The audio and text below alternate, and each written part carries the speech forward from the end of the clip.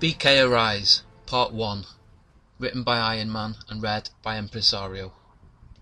Humanity is nothing but an organic blob, whose only purpose is to entertain itself before it breaks down and dies.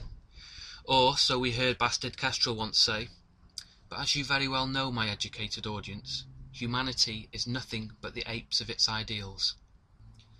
Bastard Kestrel daydreams of a utopia. His body is strong and well built. His dick is not shamefully small, and he is being fed by young maidens whose one interest in life is pleasure. Unselfishly, they provide our hero live shrimp and hand him Cuban cigars. Wake up! This is nothing but a dream. Get moving, Bastard Kestrel, you are to open the store. No time to shower. Work on the 3 essential areas: mouth, armpits, and arsehole. Feed your fucking cats tuna and eat yourself some cold bagels. Run off and catch the bus. This will drop you in front of the train station. Pay the ticket to the blonde with the big tits who you masturbate to sometimes, and then ride the train with what seems to be each time darker-skinned folks. Arrive at the store, take out the trash, make sure all is in order, and wait for Danny. Danny is BK's manager. Danny is the arsehole responsible for BK's pay cut. BK imagines him hanging skinned from a meat hook as his bullshit and annoying fat family weep for their arsehole of a father. BK imagines selling Danny's daughters to some subhumans from Sub-Saharan Africa. He dreams of them having their clitorises cut and scream in horror when they see their black baby come out from their filthy cunts. Danny slaps BK for not having finished his work in time. The other employees are soon to be here. They'll have to do this quick. Danny, the fat fuck, with his fat hairy fish belly. BK imagined cutting it open. Danny struggling to get his guts back in, and when BK throws Danny off a boat in the sea, Danny tries to get back in. He shouts at BK to have mercy. He's a family man. Think about the children. Oh, BK is thinking about the children. Let the seed of the devil weep. BK imagines a giant shark devouring Danny. The shark, he thought. It feels no pain. It has no emotion. It does not problem itself with the environment, with starving Negroes in Africa or some retarded animal rights campaign, or the poor or ever-growing and self-serving claims on equality. It just is. It does not bother itself with metaphysical questions about morality, dignity, or existentialism, as higher men do. Bliss, he thought. BK imagined himself as a shark, the emotion, speed, power. He drops his pants. BK wondered what it would feel like to murder a man. He wondered if that feeling was different on a one-on-one fight, shooting from a distance or just dropping a bomb. He wondered if he would enjoy it or have nightmares. Either way, it must make him feel alive. He thought this as Danny rubbed his sad excuse for penis inside BK's arsehole.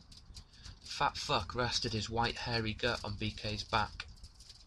Danny pulls BK's hair to help him get an erection. This bothered BK for cutting his thought pattern more than the pain. I should shit on him, BK thought. I should shit all over his shirt and have him run home to change. Perhaps a customer or co-worker will see him. What would his explanation be?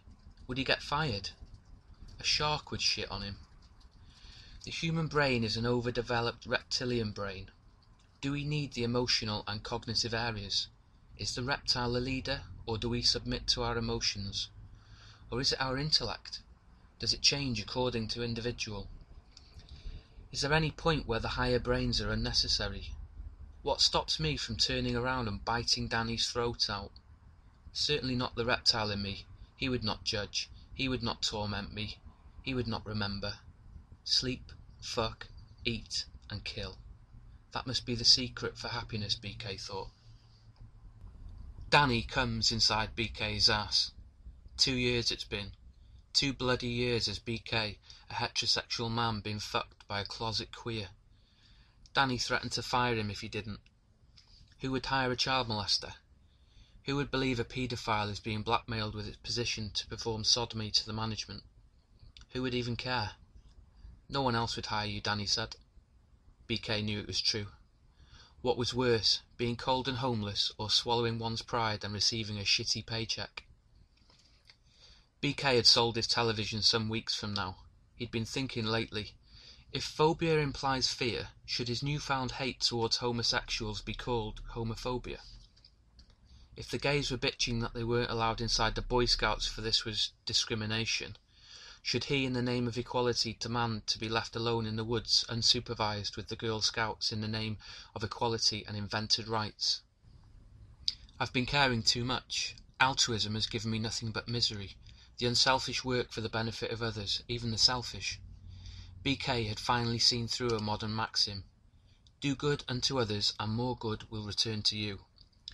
I was tricked to believe the acceptance of my serfdom, that my selfishness would bring me more material. But this is selfishness looking for more. But to get more is selfish. So I never really made up my mind to get more, because to get more made me feel guilty. But I only accepted poverty because I thought that giving my wealth away would alleviate my poverty. It finally clicked that he'd lived his entire life through a doctrine of slavery. BK dropped to his knees and began to weep. A skinny man in red women's underwear combusting on the floor. The face of James Bond covered with makeup and earrings contorted in anguish. BK rushed to find the medicine cabinet. The psychiatric drugs would make it all go away. He looked at himself in the mirror. A hard, long look. The weakness disgusted him.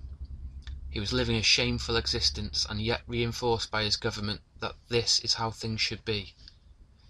In his right hand he had his happiness. One pill, and the negative emotion would be gone.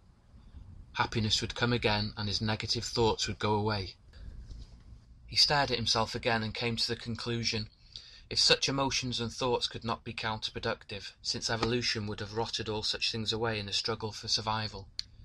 To say they were a problem that shouldn't exist must be human illusion. You are nothing but another tool to control my mind, he shouts at the bottle, and he throws the pills down the drain. He looks at himself in the mirror once again. What have I become? What did they attempt to do to me? I am not the man I was 20 years ago. He keeps quiet for a while and then begins to laugh like a madman. I am back, he cried. He wiped the tears and running makeup off his face. He couldn't stop smiling. I am back. No longer would he live a life for happiness' sake. No longer would he endure humiliation. BK, arise.